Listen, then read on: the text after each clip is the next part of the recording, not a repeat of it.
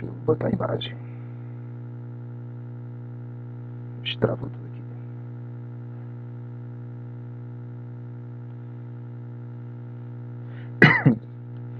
Vamos começar a ver sobre o processo de independência do México. O processo de independência do México. Ontem nós observamos o processo de independência que levou à Revolução Americana, que acabou gerando a independência dos Estados Unidos. Nós observamos isso ontem. A independência dos Estados Unidos foi em 1776 e se concluiu em 1781. 30 anos após, vai começar uma onda revolucionária, vários processos de independência em toda a América Latina. Mas no caso americano, ele é diferenciado porque as 13 colônias lutaram contra a Inglaterra. As 13 colônias lutaram contra a Inglaterra e conseguiram sua independência. Agora a América Latina, México, Venezuela, Colômbia, Peru, Argentina, Chile e o Brasil, inclusive o Brasil, o seu processo de independência foi diferenciado. Foi devido às guerras napoleônicas lá na Europa. Nós já estudamos que Napoleão Bonaparte, tentando expandir, criar um império europeu, sendo a França como principal país, a capital desse império europeu, derrubou a coroa espanhola, matou o rei da Espanha, e o rei de Portugal fugiu para o Brasil. Quando Napoleão fez isso, os espanhóis, os descendentes espanhóis que moravam na América Latina, haviam uma oportunidade de se transformar em independentes. Antes era muito difícil, porque eles não viam condição de lutar contra a coroa espanhola. Como é que vai lutar contra a Espanha? Agora que todo o exército espanhol fugiu para a Europa para lutar contra Napoleão Bonaparte, eles viram uma oportunidade de se transformar em países independentes. Uma coisa muito importante. Você tinha uma forte segregação racial na América Latina. Você tem 4 tipos de grupos de pessoas. Você tem chapetones. Chapetones são brancos que nasceram na Europa e moravam na América. Crioulos, que são brancos que nasceram na América, mas eram considerados inferiores. Olha que coisa absurda. Você tem os povos nativos, os índios, também considerados inferiores, terrível. E os negros, que eram sequestrados da África para trabalhar como escravos. Então você tem uma classe dominante, são os chapetones, brancos europeus, e 3 classes que sofriam, que eram discriminadas. Crioulos, brancos que nasceram na América, povos indígenas e também os negros. Mas, quando a Espanha perdeu seu rei e o exército correu para a Europa, eles aproveitaram a situação e vamos fazer nosso processo de independência. A independência mexicana, vamos saber o primeiro caso do México, que começa a surgir em 1811, ela é liderada por 2 padres. O primeiro padre, que começa a conclamar a população para libertar o México, é chamado de Padre Miguel Hidalgo. Padre Miguel Hidalgo. Quando ele saiu na rua com vários crioulos, vários indígenas, vários negros, simplesmente foi assassinado.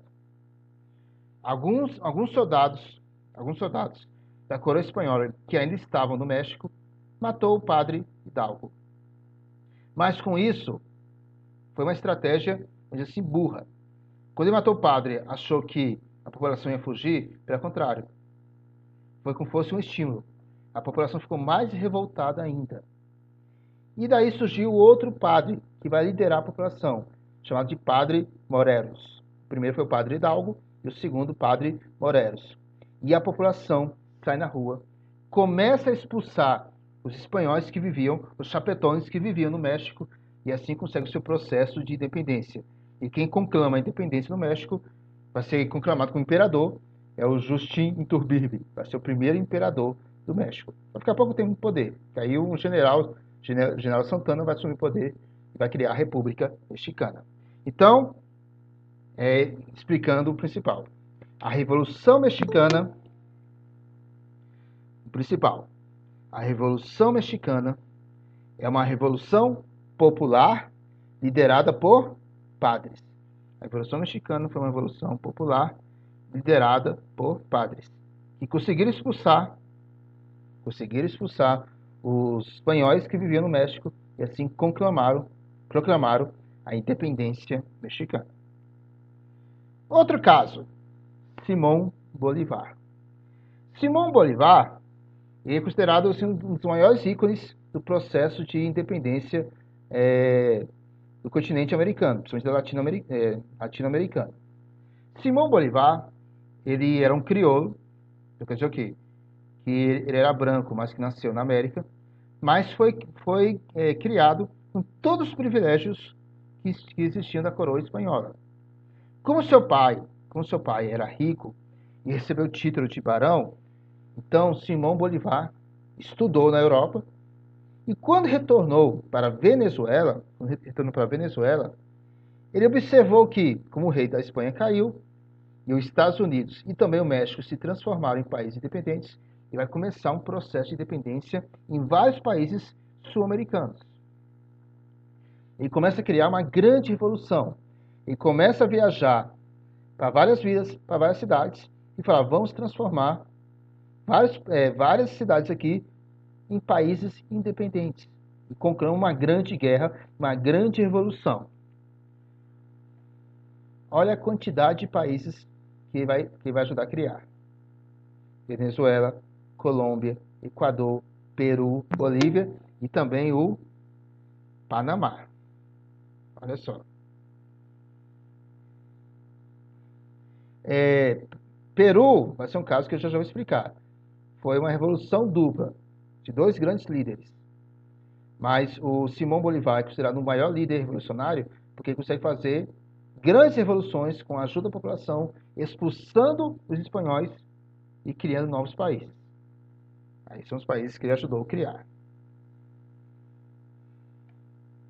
Outros dois grandes libertadores revolucionários foram San Martín e também o general O'Higgins. San Martín vai fazer o processo de independência da Argentina, junto com O'Higgins faz o processo de independência do Chile, e quando chega na Bolívia e no Peru, ele conhece Simón Bolívar, e os dois juntos conseguem libertar tanto o Peru como a Bolívia. Enquanto Simón Bolívar fez a independência sozinho da Venezuela, da Colômbia, do Equador e do Panamá, junto com San Martín, e faz a independência do Peru e da Bolívia. Então, tanto San Martín como Simón Bolívar são considerados os dois maiores libertadores do continente americano. Se transformaram em amigos e se transformaram nos dois maiores libertadores do continente sul-americano. Daí eles vão criar uma grande reunião, chamada de Confederação do Panamá. O país Panamá não é Paraná, tá, gente? É o país Panamá. E eles têm duas propostas diferentes. Inicialmente são amigos, mas vão se desentender. Por quê? Enquanto Simón Bolívar ele queria criar um chamado pan-americanismo. O que seria isso? Um grande império na América. Um grande império na América. Em que seria o imperador? San Martín já tinha outra ideia. Não, vamos criar uma confederação. Não vamos criar um império. Vamos criar uma confederação. Em que cada país tem a sua liberdade, tem o seu governo, mas será vizinho, amigo de outros países. Então, a ideia de Simón Bolívar seria de criar o quê? Um grande império chamado de pan-americanismo.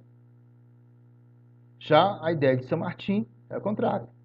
Não, vamos criar países independentes, mas países amigos e unidos. Com isso, os dois se estranharam, e cada um foi para o seu lado, e cada um foi assassinado no seu próprio país. mas conseguiram o processo de independência. Deixa eu passar um vídeo para vocês.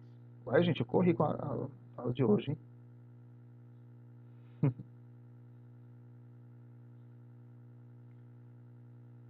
Deixa eu pegar aqui o vídeo.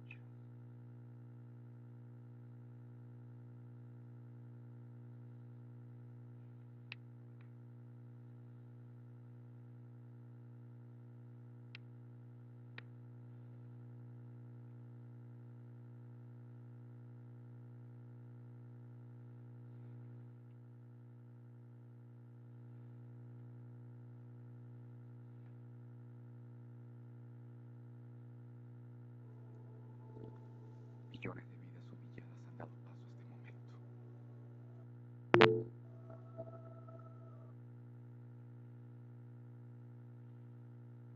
Oi? Você recebeu meu trabalho? Ana Clara, não vi ainda, tá? Ainda tô... eu devo olhar só lá para sexta-feira, tá bom? Não vi ainda não. Mas se você enviou direitinho lá, terá guardado, tá bom?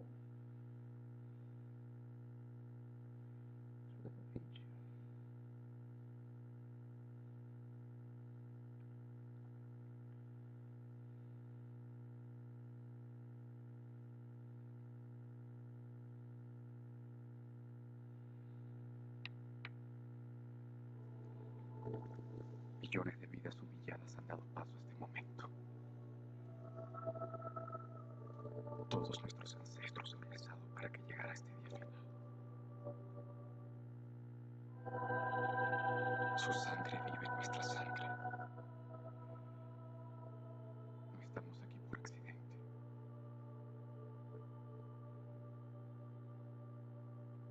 Estamos aquí por destino.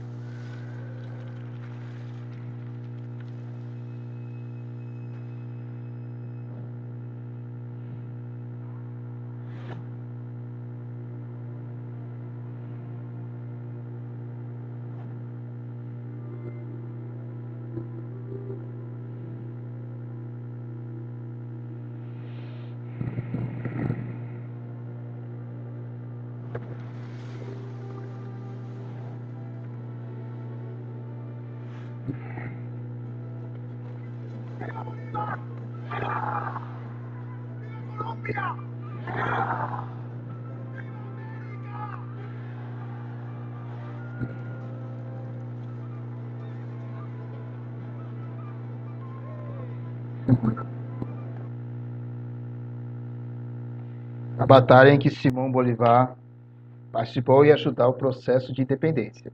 Daí nós teremos chamados os libertadores da América. A palavra libertadores da América, que vai ser Simão Bolívar, San Martín, junto com Simão Bolívar e San Martín, que são os dois principais líderes, tivemos outros também em destaque. Belgrano, na Argentina, O'Higgins, no Chile, Sucre, que era o braço direito de Bolívar, Atílio, no Uruguai. Então, esses são os considerados libertadores da América, juntamente com Dom Pedro I. Então, esses são os libertadores da América. O caso brasileiro é um caso mais específico. Vou começar a falar um pouquinho hoje e vou finalizar na próxima aula. O caso brasileiro, enquanto esses países da coroa espanhola, como Argentina, Chile, Bolívia, Colômbia, Venezuela e México, fizeram um processo popular e revolucionário para conseguir a sua independência, já a independência do Brasil era um pouco de caráter diferenciado, porque ela não teve a participação popular e ela não foi revolucionária. Houve alguns conflitos, mas ela não foi popular e nem revolucionária. Isso é muito importante aqui na prova. Enquanto os países que eram colonizados pelos espanhóis fizeram seu processo revolucionário com apoio popular, e pegando em armas e lutando em grandes batalhas, no Brasil foi diferenciado. Por quê? Primeiro motivo. A família real, o rei de Portugal, quando Napoleão invadiu Portugal, ele fugiu para o Brasil para manter a coroa. Já o rei espanhol morreu pelas tropas napoleônicas. Com isso, ele perdeu a coroa. A Espanha ficou sem rumo. E assim a população colonizada aqui na América viu uma oportunidade para se transformar em independente. Aqui não. O rei Dom João fugiu para o Brasil. Quando chegou aqui, ele simplesmente falou: só transferir a capital do nosso império. Eu só transferi a capital do nosso império. E vai ficar aqui por mais de 10 anos.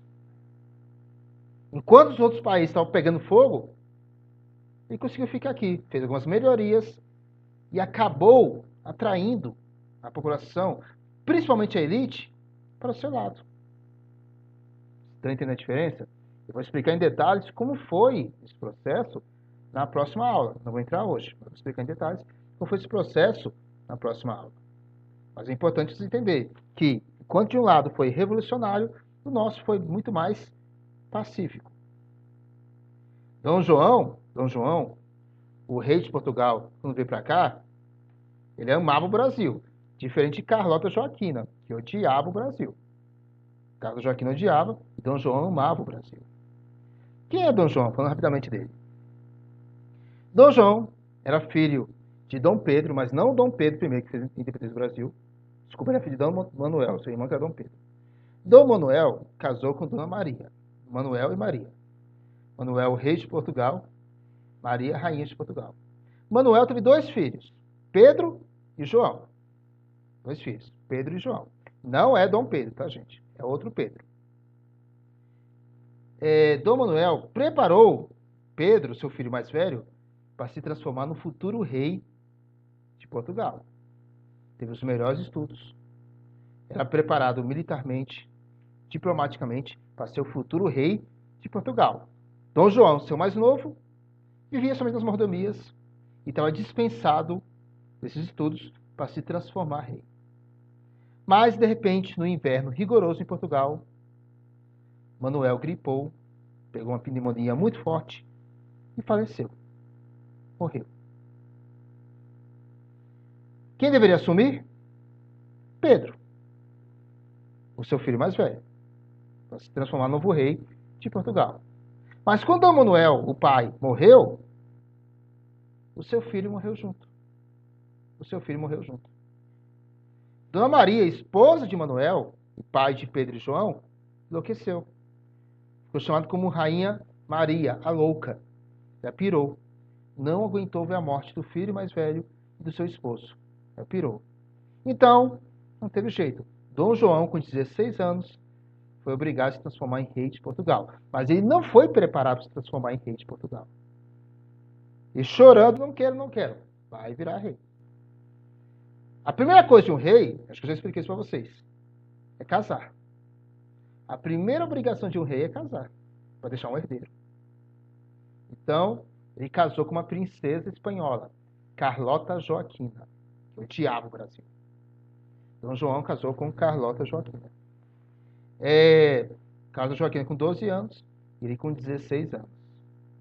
Casamento arranjado, para unir a coroa da Espanha com Portugal. Isso antes da invasão de Napoleão. E na noite de núpcias dos dois, quando Dom João tentou dar um beijo à força à Carlota Joaquina, casar bem cedo. E quando os dois se casaram, na noite de núpcia, quando o Dom João tentou beijar a Carlota Joaquina, ela deu uma mordida na orelha, ela deu uma mordida bem forte na orelha de Dom João, que arrancou um pedaço da orelha dele. E ficou sem um pedaço da orelha. E eles deram um grito, e o pessoal, eita, eles namoraram. Quando abriu as portas, aquele sangue, nossa, eles namoraram. Mas não, porque tinha arrancado a orelha. A Carlota tinha arrancado a orelha de Dom João. E ele ficou sem orelha por um bom tempo. Mas mesmo assim tiveram filhos. Eles tiveram 2 filhos. Pedro e Miguel. Tiveram 2 filhos, Pedro e Miguel. Uma coisa muito interessante. Pedro nasceu bem alto, moreno e fortão. Miguel parecia comigo, baixinho, gordinho e feio. E Dom João também parecia comigo, baixinho, gordinho e feio. Carlota Joaquina odiava o seu esposo Dom João e era notório que ela tinha amantes. Ela teve vários amantes. Muita gente suspeita que Dom Pedro ser tão diferente do pai, ser diferente também de Carlota Joaquina. Carlota Joaquina era manca, tinha bigode. Carlota Joaquina deve ter traído Dom João. E Pedro talvez não foi filho dessa relação dos dois. Mas aí, Napoleão Bonaparte invade. Napoleão Bonaparte invade Portugal. E eles, às pressas, encheram os navios de riquezas e fugiram para o Brasil. Mas a população portuguesa ficou revoltada. Ué, vocês não vão defender o reino? Não, vamos defender lá do Brasil. E abandonou a população. Maria não queria vir para o Brasil. Ela começou a ver as fotos do Brasil e ficou com medo. Ai, meu Deus, só tem monstros gigantes. Tem aranha, tem crocodilo, tem cobras. Eu não quero ir para o Brasil. E ela veio amarrada. E uma viagem de um mês, que houve uma epidemia de piolho no navio. Ela foi amarrada, Dona Maria. Essa epidemia de piolho, todo mundo foi obrigado a raspar a cabeça. Homens e mulheres. Chegaram carecas. As mulheres não queriam chegar carecas no Brasil. E simplesmente botaram turbantes. Eu queria ficar com uma... Eles botaram turbantes. E quando chegou aqui no Brasil, as mulheres brasileiras perguntaram: o que é isso? E eles responderam: é a última moda da Europa. No dia seguinte, todo mundo estava usando turbante, as mulheres aqui. Mas, na verdade, estavam escondendo a careca. Quando chegar no Brasil, estavam procurando um lugar para ficar, para morar. E tinha poucas casas. O Brasil era um país muito atrasado. Era uma colônia muito atrasada. Não tinha infraestrutura para receber a população. Não tinha infraestrutura. Daí eles pegaram uma grande mansão que existia no Rio de Janeiro, que fica bem no lado do Maracanã. Bem no lado do Maracanã. Chamado de Palácio da Quinta de Boa Vista. Foi o Palácio Real que foi queimado no passado, gente, que pegou fogo lá no Rio de Janeiro. Aquele museu, Museu Nacional.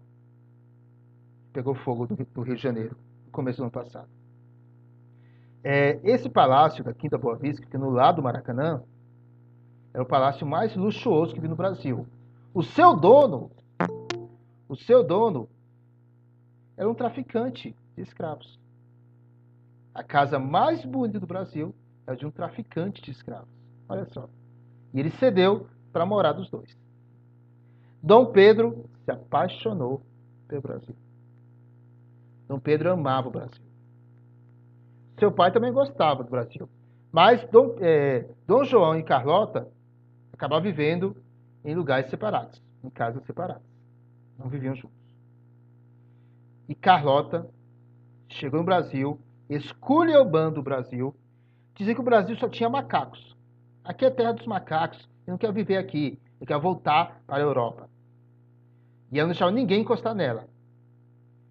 Dom João com medo de Carlota trair ele, Dom João botou um guarda, um capitão brasileiro da Guarda Nacional, que era um negão bem grandão, bem fortão, para ficar vigiando Carlota.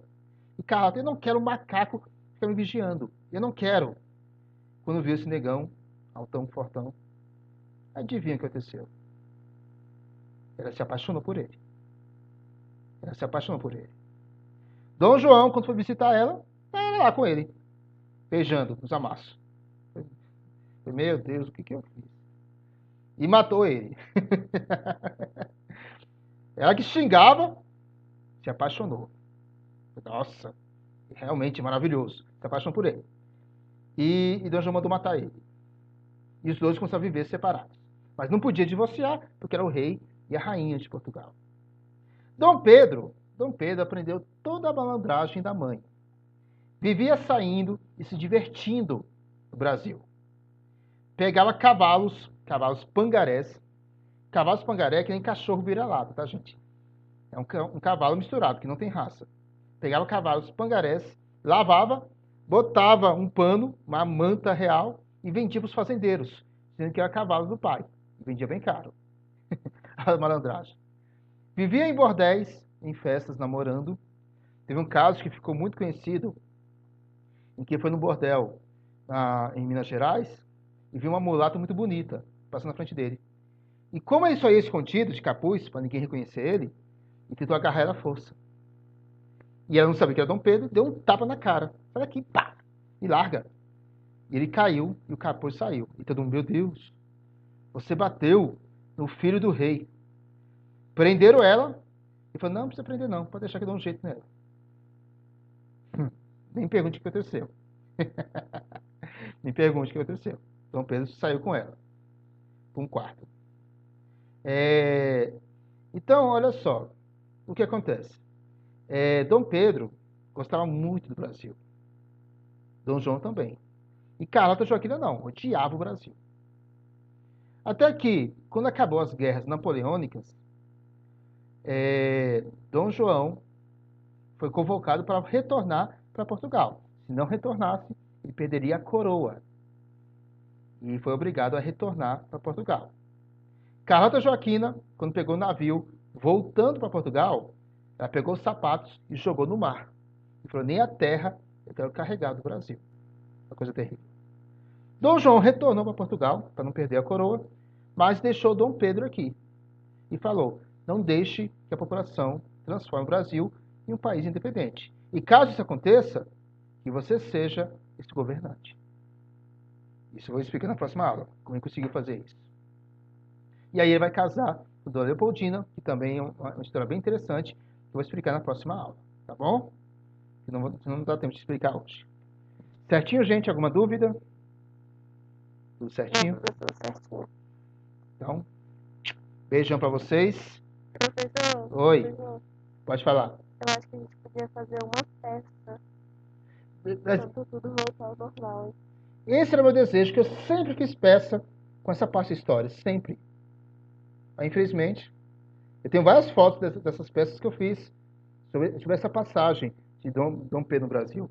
Mas, infelizmente, quem sabe quando a gente retornar? Seria bem legal. Quem sabe quando a gente retornar? A gente chama a professora de português para ajudar e a gente constrói juntos. Vai dar muito certo. Tá bom, gente? Beijão, obrigadão e até semana que vem. Bons estudos.